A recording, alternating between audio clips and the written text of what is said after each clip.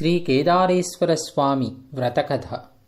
పరమేశ్వరుని అర్ధాంగి పార్వతీదేవి తన పతి శరీరములో అర్ధభాగము పొందు నిమిత్తము చేసిన వ్రతమగు కేదారేశ్వర వ్రతము గూర్చి చెబుతాను, శ్రద్ధతో వినవలసిందని సూతుడు సౌనకాదిమునులకు చెప్పెను. శివుడు పార్వతీ సమేతుడై కైలాసమున నిండు సభయందు కూర్చునియుండెను. సిద్ధ సాధ్య కింపురుష యక్ష గంధర్వులు శివుని సేవించుచున్నారు. దేవముని గణములు శివుని స్తుతించుచుండిరి.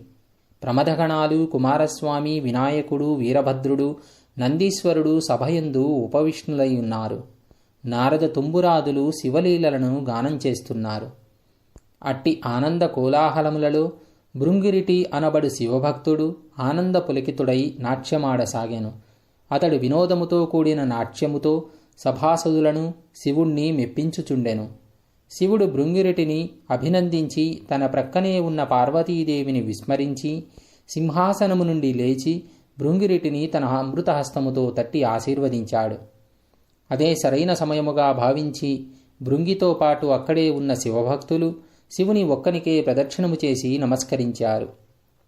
ఇది గమనించినటువంటి పార్వతీదేవి భర్తను చేరి, నాథా, నన్ను విడిచి మీకు మాత్రమే వీరెలా నమస్కరించిరి? ఆటపాటలతో మిమ్ము మెప్పించి మీ నుండి నన్ను వేరుపరిచి ఇట్లేల చేసిత్రని ప్రశ్నించెను. అంత సదాశివుడు సతీమణి పార్వతీదేవిని దగ్గరకు తీసుకుని, దేవి, పరమార్థ విధులకు యోగులు నీ వలన తమకు ఎటువంటి ప్రయోజనమూ లేదని నిన్నిట్లు ఉపేక్షించి నాకు మాత్రమే నమస్కరించారని జవాబిచ్చారు.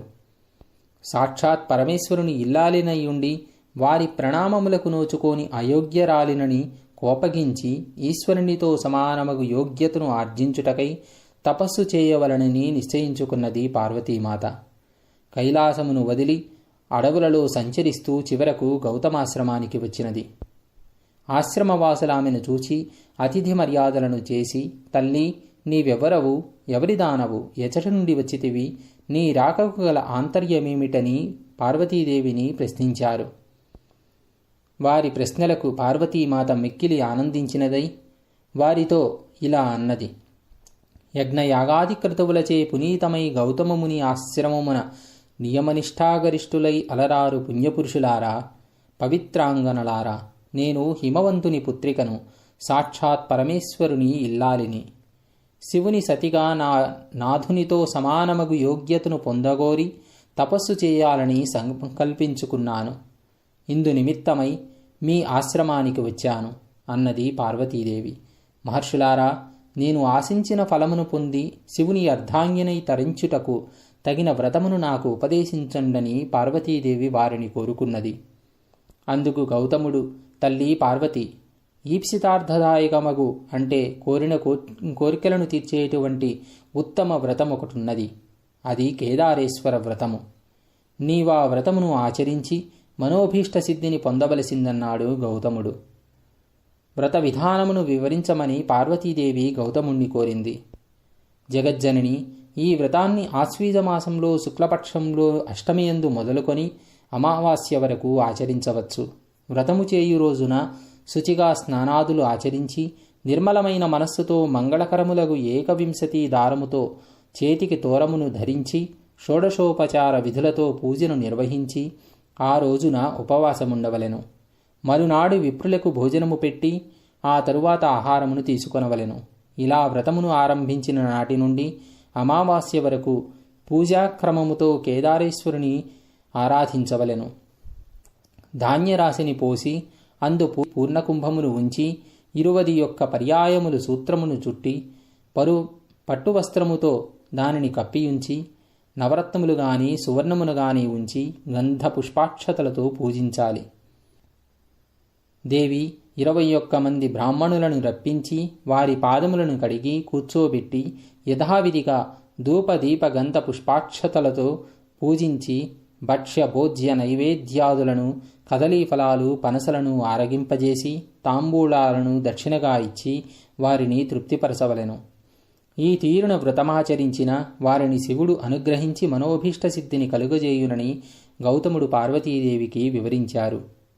గౌతమ మహర్షి చెప్పిన విధి విధానములను అనుసరించి పార్వతీదేవి కేదారేశ్వర స్వామి వ్రతాన్ని నిష్టగా భక్తితో చేసినది.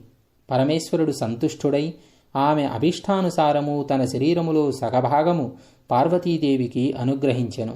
అంత జగదాంబ సంతుష్టురాలై భర్తతో నిజ నివాసము కైలాసమును చేరెను.